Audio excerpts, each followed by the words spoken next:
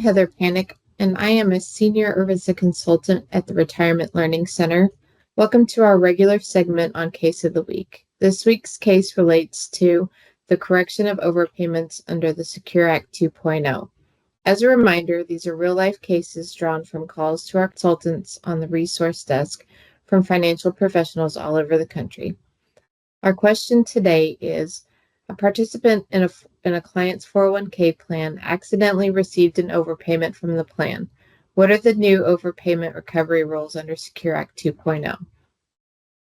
It's not uncommon for an accidental overpayment from a 401k plan or other qualified plan to a participant to occur.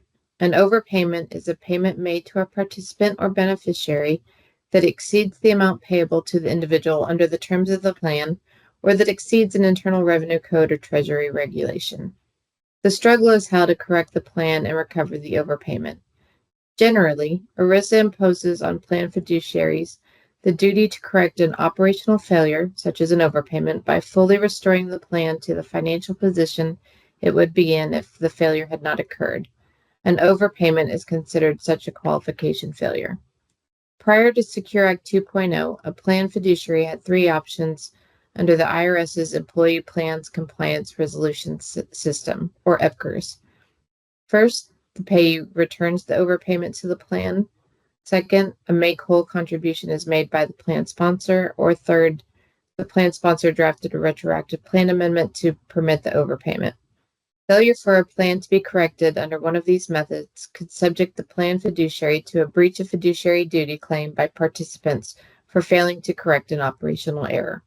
Section 301 of the SECIRE Act 2.0 gives plan fiduciaries a new option for correcting inadvertent overpayments, mainly the flexibility not to recover the overpayments, and new protections for participants if the plan does seek recovery. Section 301 explicitly grants fiduciaries broad discretion to decide not to recover an inadvertent overpayment without putting them at risk for claims that they have not fulfilled their responsibilities and maintain the plan's tax-favored status. For example, a plan fiduciary could consider any hardship to the participant that would occur if he or she was required to repay an overpayment and the cost to the plan for seeking recovery of the overpayment without putting the plan's qualification status at risk.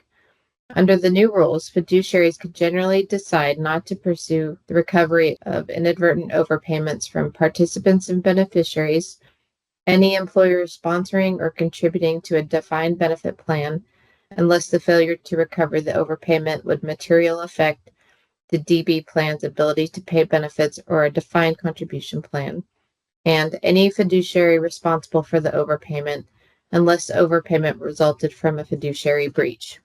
If the plan decides to attempt to recover an overpayment, Section 301 imposes new safeguards for participants and beneficiaries. Examples of these new safeguards are limits on recovery amounts. No more than 10% of the overpayment can be recovered each year, or future benefits cannot be reduced below 90% of the amount otherwise payable. There's a new 3-year notification and recovery period, meaning a plan administrator cannot seek recovery if the overpayment occurred more than 3 years before the participant or beneficiary received written notice about the error, except for the case of fraud or misrepresentation. And there can be no recovery of the overpayment from the participant's spouse or beneficiary. In addition, under the new safeguards, plan fiduciaries cannot charge interest on the overpayment, including for the period of time when repayments are being made. This is different from previous corrections under EPCRS, which permitted interest to be charged. Plan fiduciaries also cannot charge for collection costs or other fees associated with recovering the overpayment.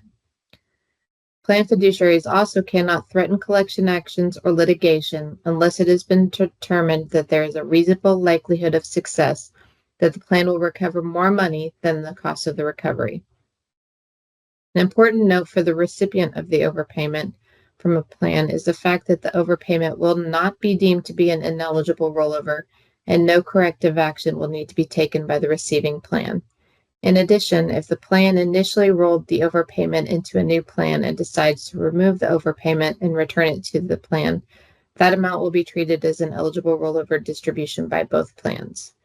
These new overpayment collection rules took effect on December 29, 2022. We are still waiting for additional guidance on this section, specifically as to how the recovery limits will apply, if at all, to collection efforts if there is ongoing payments to the participant to offset. SECIRE Act 2.0 gives plan fiduciaries the discretion not to seek recovery of plan overpayments, but if recovery is sought, then limits of the Section 301 must be followed. As a financial advisor who works with plan sponsors, you can play a pivotal role in helping them with cases such as this. If you're looking for a more in-depth written version of this case, you can find it on our website, retirementlc.com.